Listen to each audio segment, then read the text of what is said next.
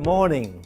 Good morning and welcome to Media Pulse. All right, it has been another busy week, It has. politically speaking anyway, as usual. Very colorful. But the focus seemed to be on one particular development that was what is equivalent to the State of the Nation speech by the Prime Minister. Yes, so Prime Minister Paetongtarn went on stage on Thursday and talked about the highlights of 2024 as well as the vision for 2025. She was supposed to talk about what she would portray as achievement by her government for the year 2024, despite the fact that she has been in office for only 3 months. So it was to recap the first 90 days of her in government. But of course, in the eyes of her critics, the elections were quite immediate. They weren't very happy about it, wasn't it? No, they raised questions whether or not there have really been any achievement that she can really brag about. So let's just do a quick recap. I think the speech started off with a video, so basically a montage of the PM to show how much work she has done during the first 90 days of her government. So that includes visiting the flood-affected areas in the north, kick-starting the 10,000 baht handouts program. There were talks about 30 baht for all health programs and the announcement of Google $1 billion investment in data center in Thailand and much more. So that was bragged as her achievements. And then she sets out the goal for 2025. And among the points she mentioned, this is like so many areas. And she says there's going to be initiative on water management projects to tackle floods and droughts, tackling PM 2.5 pollution, combating drug trafficking by introducing a safe platform so that people can report directly to the Prime Minister's office. Talks about ending business monopoly, reduce energy and electricity costs, and promoting local Thai craft spirits, tackle underground economy. The list goes on. All right. What she outlined in her speech tend to focus more on she thinks her government will do in the coming year. Simply said, she was probably trying to suggest that forget about 2024 because I have been in office for only 3 months, so don't expect too much from me. The critics are not very kind. I was not going to use that word, but So while her speech was happening actually on Thursday, Parliament was also in session. So news headlines on the day before the speech actually raised some questions on whether or not she chose to make the speech on the same day to avoid answering questions in Parliament. She was simply being accused of neglecting her parliamentary duty by not appearing before the chamber, in the chamber to answer questions or queries from MPs. And these MPs, mostly in the opposition bloc, accused her of deliberately scheduling the State of the Union, the State of the Nation speech to coincide with the first day of the House, so that she would have the excuse of not being there personally to answer all these queries. She actually addressed these critiques. She said she's not ignoring work in Parliament and will surely turn up to answer questions. And she also said that she has delegated the areas of responsibilities to her deputies. So having her deputy PMs or ministers answer questions in Parliament might be better because they would be able to give more detailed answers. No, we have talked to a number of political commentators, and they seem to have given her half thumbs down. Thumbs down? Not total. Half. Not a total thumbs down, but half How do you do that? Like thumbs half? down. Yeah, okay. Meaning that they were not quite happy with the contents of her delivery, and that they believe that what she talks about the future doesn't really contain any vision that she might have for the country. Because all the things that she outlines that she and her government would do as basic, issues that is a duty of the government anyway, to tackle those things. Correct. But nothing visionary about what she said. We have one reaction from คุณ Thepchai ศรีสุทธิยากร This is the former election commissioner, and he posted on his social media. I said, "It is not a speech about the government's achievements. It is also not about delegating responsibilities to government officials. It's just another round of selling dreams for people to keep waiting." That's what he says. Selling dreams seem to be the phrases used by most of the political commentators that we talk to for their reactions toward Kun Paetongtarn's speech on Thursday. Yeah, we also have reactions from MPs of People's Party, two of them actually. So the first one, Kun Sirikanya Tansakun, commented that the PM just went on stage to say which deputy and ministers is doing what. And Kun Nathapong Rungpanyawut, the leader of the People's Party, told reporters that the PM's speech did not cover all issues and lacked a comprehensive plan. All right. Yeah. He also said that he expects the PM to recognize the importance of the legislative branch by answering questions in Parliament. Now, we dig up some numbers.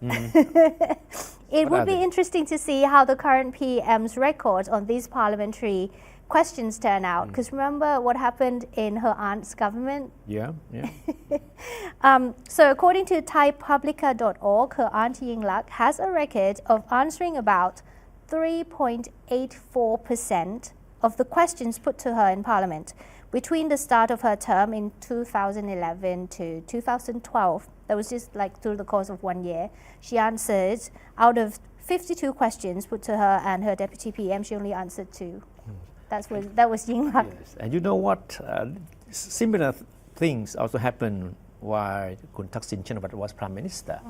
He avoided most of the question times in the Parliament. Yeah, so it seems to be a family trait of some sort. Okay. Now let's move on to what I would say is a world record that Thailand has. A world record. But not the record that I believe, not the record that I think most Thai are truly proud of. Because when it comes to military intervention in politics, Thailand is second to none. Should we be proud of that? Not really. No. Because in its over 30 years of modern history, Thailand has had altogether 13 military coups. Yes, 13 military takeovers.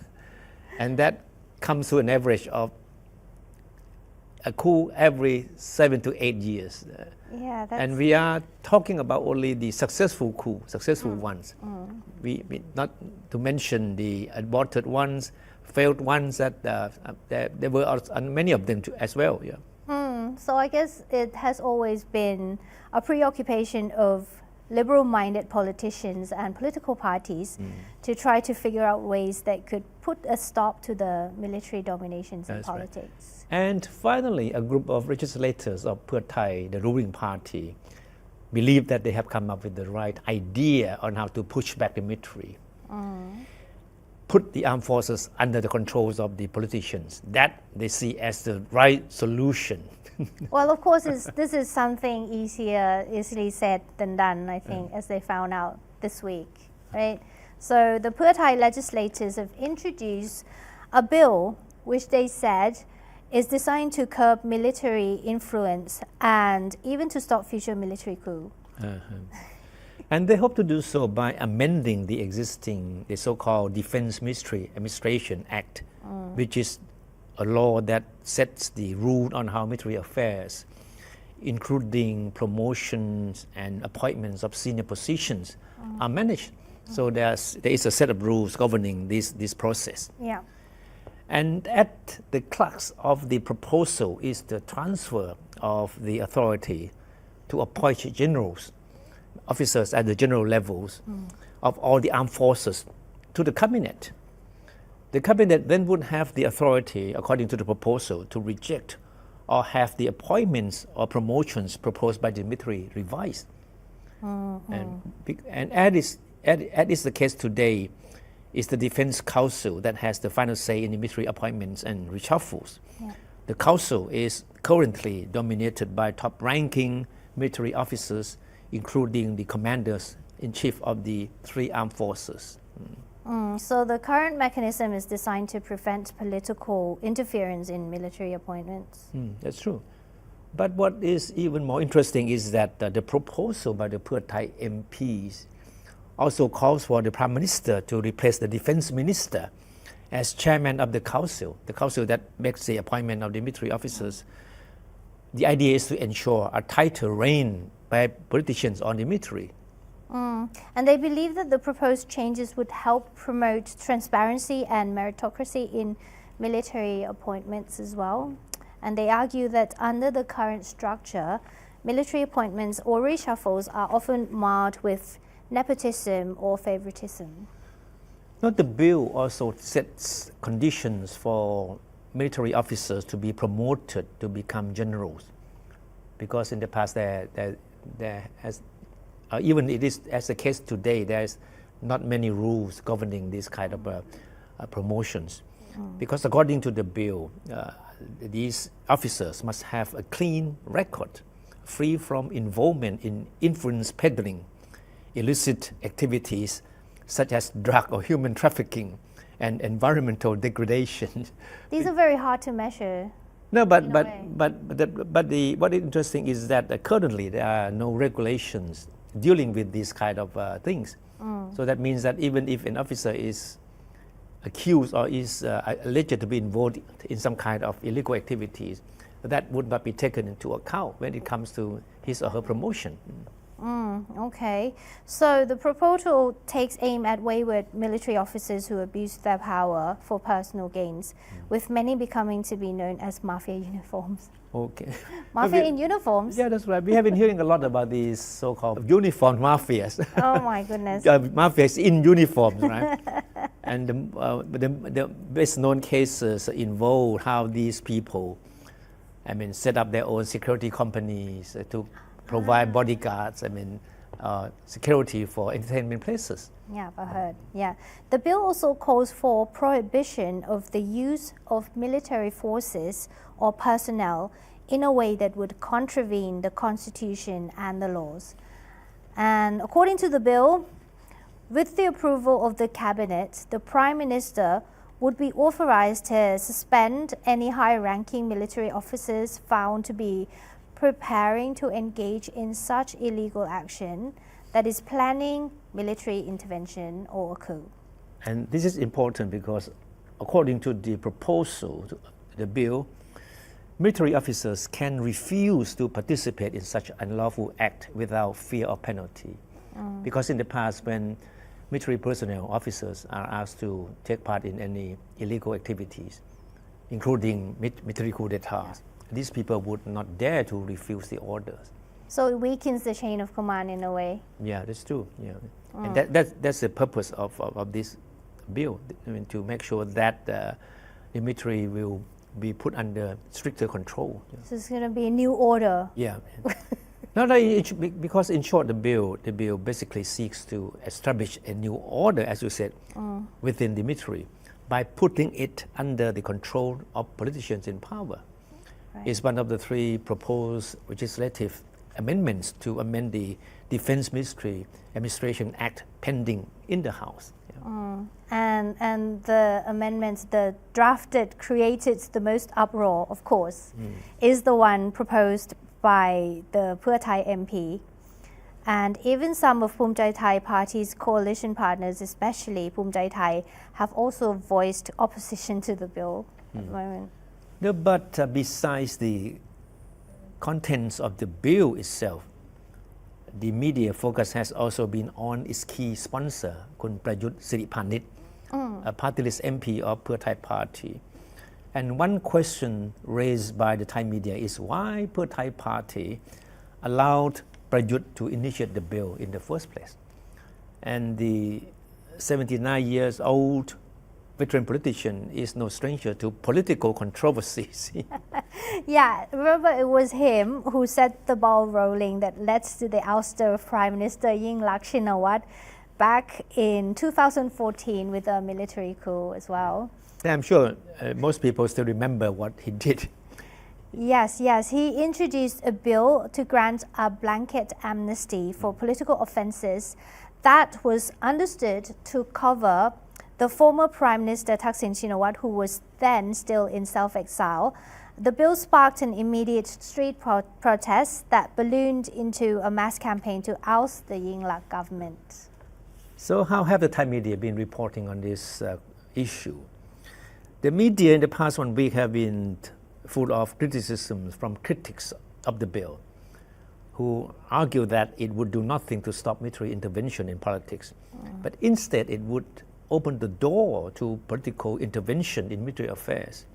They also expressed fears that this would even stoke a new round of conflicts between the military and the politicians. Yeah, and the loudest voice against the bill is my favorite. It came from Deputy Prime Minister, Interior Minister Anuthin Chanvirakul. Yeah, he dismissed the rationale that the bill was necessary to help block future military coup. And he says, I don't agree with the idea. Stopping coups has nothing to do with politicians, he said. All right. And then he had this to say about politicians. Yeah. As seen in the past, it's the politicians who created conditions for coups. Without such conditions, there would not have been coups. So he was simply putting the blame on politicians. He's making references to his own kind. Okay, so he was apparently referring to the charges of corruption and abuse of power by politicians in power that were often cited by military or to justify their intervention. All right. So Anuthin said that any legislation designed to stop military intervention in politics is nothing but symbolic. It's not practical, that's what he means. And he said, we all know that once they seize power, the first thing they do is to tear up the constitution. This is my favorite one, actually. Why bother writing it when they're going to throw it out the window anyway? Yeah, that's what he meant, yeah. So there's another person who reacts to Kun Anuthin's criticism. The Defense Minister Paetongtarn Shinawatra was quick to distance himself from the controversial legislation as well. Kun Paetongtarn, who is the key figure of Thepchai, insisted that the bill was Prayut's initiative and the party has nothing to do with it. Yeah, he said, what is on paper is not as important as what is happening on the ground, which is working and cooperating with the military to help in the development and solving problems of the country. And Paetongtarn insisted that Prayut and the co-sponsors of the bill do not represent Thai party. And he has this to say, they have the prerogative to act on their own, but they do not represent the party. So in short, he wants to say that the party has nothing to do with the bill. It's going to make his life very difficult if it goes through, because remember, he's in charge of the defense ministry. I think his idea was to make sure that the Thai party would not be seen as confronting the military. Yeah. So he passed the blame to the co-sponsor of the bill. Yeah, so besides Thepchai Thai, another member of the Thai-led coalition government, the United Thai Nation Party, which was once the political base of former Prime Minister Patchimanon, has also voiced strong objection to the bill. Palang Pracharat, another opposition party led by the former military strongman, General Pravit Wongsuwan, is also openly opposed to the bill. Everybody seems to have something to say about this, because even former Prime Minister Abhisit Vejjajiva also questioned the merits of the bill, which he said would open the way for political interference in military appointments. So far only the People's Party, the main opposition party, has openly declared support for the bill, which it said corresponds with its own version of the legislation to reform the military. Yes, so it's worth noting that reforming the military was one of the key election campaign promises made by the Thai party, but after more than a year in power, except for the bill proposed by Prayut Siripanit, the party has shown no signs that it's taking any concrete steps to shake up the military. And eventually, this is what happened as the week drew to the end. As the opposition and uproar over the bill escalated its key sponsor, Kun Prayut, decided to backtrack. Yeah, he made a press conference on Thursday. He said that this decision was based on opinions and reactions he had been hearing over the past few weeks, and he admitted that the bill has several flaws that need to be addressed. But Prayut did not say which specific items in the bill will need to be revised or how long it will take before being resubmitted to the House. Or will it be resubmitted to the House at all?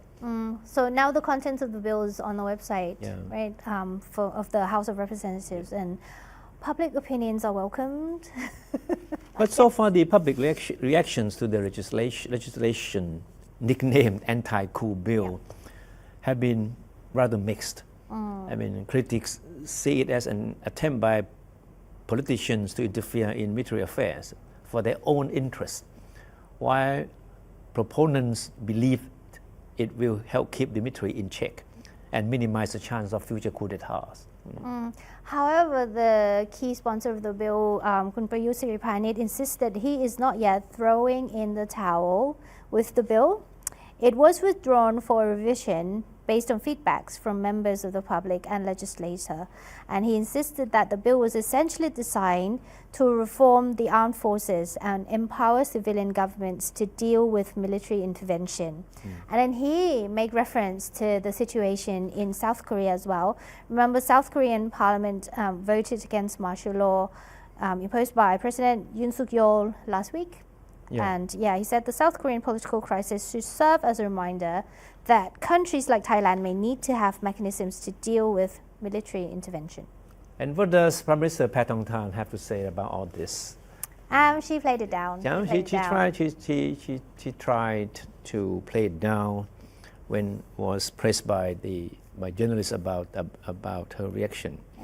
She insisted that her government has no intention of interfering with military appointments, and that the bill was Prayut's personal initiative and not her party's. Yeah, she also said that the party has no problems with the military.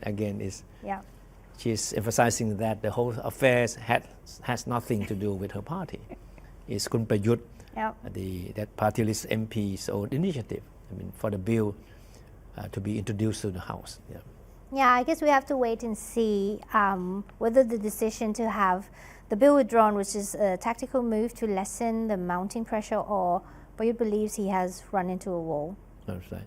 No, but what is certain in the eyes of political commentators is that Kun Prayut would not have submitted the bill in the first place without the green light from the party, right? Especially the party's leadership and the party's de facto leader, Paetongtarn Shinawatra.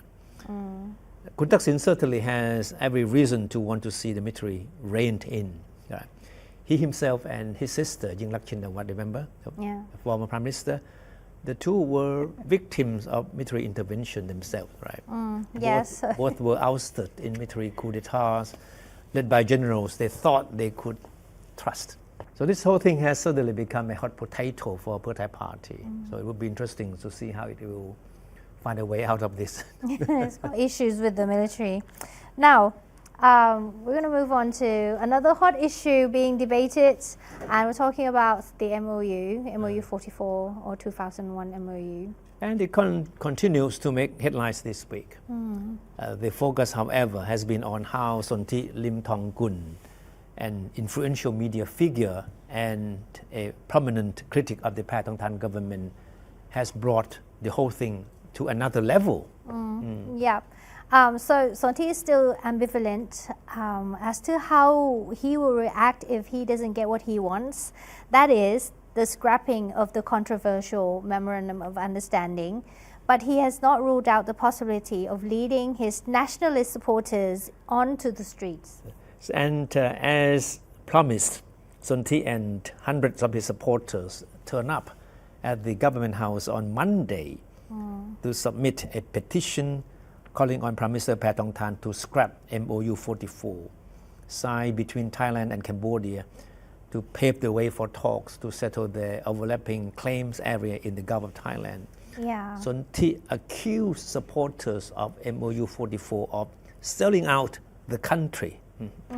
Well, in his speech to his supporters, Sonthi hinted at how he would carry out his struggle against the Paetongtarn government over the MOU 44 issue. And that's the quote. He says, history is going to repeat itself, but this time around, there needs to be a lot of caution.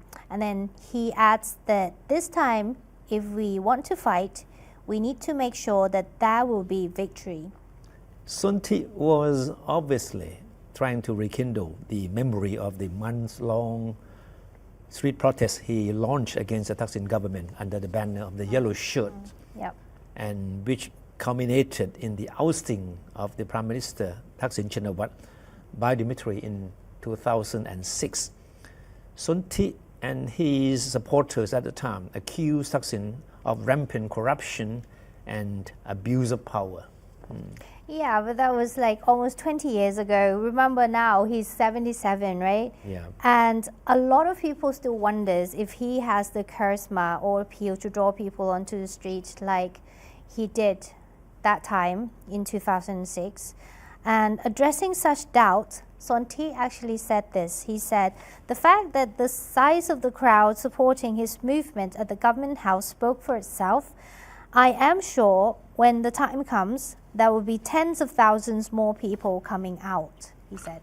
So far the Paetongtarn government has defended the MOU as nothing more than a document that served as the basis for the two countries, Thailand and Cambodia, to resolve their overlapping claims areas in the Gulf of Thailand to pave the way for negotiations on the joint exploitation of the energy resources underneath. And Prime Minister Paetongtarn and Defense Minister Kun Phumtham have been at pains to dismiss critics' charges that the document compromises Thailand's territorial sovereignty, especially over continental shelf areas, including those surrounding Gut Island, a major tourist island in Trat province that borders Cambodia. They also maintain that they're open to talks with Sonthi and other critics of MOU 44, and indirectly have appealed to Sonthi to refrain from resorting to street protests, which they said may lead to larger conflicts affecting the country's economy. Okay. And Sonthi has accused Thaksin of colluding with then Prime Minister Hun Sen of Cambodia to come up with the MOU in 2001, as both allegedly hoped to have personal gains from the joint exploitation of the energy resources in the areas. Yeah, and in the 6-point petition submitted to the government, Sonthi demands the cabinet to ask the Constitutional Court to rule whether the signing of MOU 44 violates the Constitution. And if the court rules that the document is not constitutional, the government must scrap all negotiations with Cambodia under MOU 44 and reject all of Phnom Penh's territorial claims. No, but if the court rules in favor of MOU 44, the government must immediately negotiate with Cambodia to have it scrapped and to set a new framework for negotiations. So in short, either way, Sonthi wants MOU 44 rejected altogether. Yeah. Either way is a no, isn't it? So he also demands that the government put on hold the appointment of a new joint technical committee that would handle negotiations under MOU 44 pending the Constitutional Court's ruling. And he also wants the government to hold a public hearing on MOU 44 to ensure that it hears divergent views from the people on the issue of such importance. And Sonthi gave the government 15 days to respond to the petition. He did not spell out further actions if his demands are not met, except saying he would bring the case to House Speaker Wan Muhammadon Batar so that it would be taken up by legislators. And he said any of the MPs and senators voting in favor of the MOU will be considered traitors. Very strong words. Strong words, yes. So Ms. Walintiporn Warin Wacharod, Deputy Secretary General of the Pheu Thai Party, meanwhile said that the issue of MOU 44 is still far from being taken up by the legislative branch. She explained that it would be considered by the House only when it is formally submitted as legislation, and that is something she said is still a very long way off. Now the government insists that the controversial document is just a memorandum about, it's just an MOU and not the treaty. Yeah. So it doesn't need parliamentary endorsement. Yeah, it does. So it's quite a dilemma, isn't it, to submit or not submit and how to handle it moving forward. Now, in her first comments in response to Sonti's threat, Prime Minister Paetongtarn said she has read his petition and she's treating it as part of the feedbacks her government receives from the public on the issue. Yeah. And she ruled out a public hearing on the controversy as demanded by Sonti and his supporters. And the Prime Minister also appealed for calm and gave an assurance that her government will deal with Cambodia over the issue cautiously with national interest as top priority. And politically speaking, the ongoing MOU 44 controversy has raised one crucial question. Is it posing a real threat to the survival of the young Paetongtarn government? I think that's a question. That's a big question. Yes, and the media seems to agree that all the issues confronting the coalition governments, the MOU 44 controversy is the most serious one. But whether or not it's serious enough to threaten its survival is another question.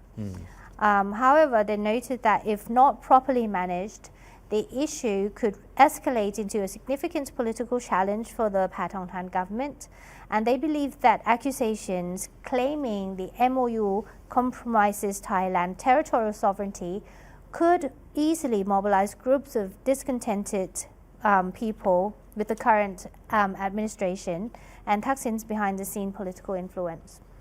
Many of the political analysts that we talked to concurred that the crux of the problems with MOU 44 may not lie with its contents, but it has more to do with the perception among many people that it was the result of a collusion between former Prime Ministers Thaksin and Hun Sen. Very similar to what Kun Sonti has said. Yeah. And Thaksin has made no secret of his close ties with Hun Sen, who is now president of Cambodia's Senate and is believed to be still wielding the ultimate power in the country. And meanwhile, Thaksin, as we all know, is the most powerful man in the ruling Pheu Thai party, even though he holds no formal position either in the party or in the government. Yes, remember shortly after Thaksin went into self-exile after the coup in 2006, the then Prime Minister Hun Sen actually appointed him as an advisor to his government. So that's how close they are. And only weeks before he ended his self-exile and returned to Bangkok last year, Thaksin and Yingluck, the former Prime Minister, visited the Hun family in Phnom Penh to attend Hun Sen's birthday party. That's right. Hun Sen himself, meanwhile, also did not hesitate to put his close ties with Thaksin on a show. In February this year, after Thaksin was released on parole, remember? Hun Sen flew to Bangkok to meet the former Prime Minister at the latter's residence with an invitation for his daughter, Thaksin's daughter, Paetongtarn, to visit Phnom Penh. And a few weeks later, Paetongtarn led the delegation of executives of Pheu Thai party to visit Hun Sen, who made sure to accord her with a grand reception. Yes, and they're very close. Even, Hun Sen likes to post on social media, right? He even called Thaksin his brother on social media. Yeah. So, but Thaksin so far has kind of avoided direct commenting on the controversy, except trying to portray it as a political attack on him and the government. But on Thursday, and he did say something about this that gave us some idea as to what he's thinking about the whole thing. While he was helping with the campaign on behalf of Pheu Thai party in the local election in Ubon Ratchathani in the northeast, Thaksin said he is open to having talks with anyone who might have questions about MOU 44, including Sonthi Limthongkul, right? He's now opening the door to talks, right? Thaksin said the document was signed with Cambodia while he was Prime Minister, So he is obliged to offer an explanation about its rationale. Okay, okay. So I think we're going to be hearing a bit more from him on the issue. Oh, definitely. Do you think? Not only about this issue, but he seemed to be doing all the best he can to make sure that his presence is being felt on a daily basis by the media. He will be busy helping with the campaigns in local elections in many provinces from this point on. Yeah. Yes, that's true. A lot of local elections coming up, and that would serve as a bearing for the next general election as well. A lot of people are looking at that way. Okay. Anyway, I guess that's it for this week of Media Pulse. Thank you for watching, and we will see you in the next one. Okay. Goodbye. Bye.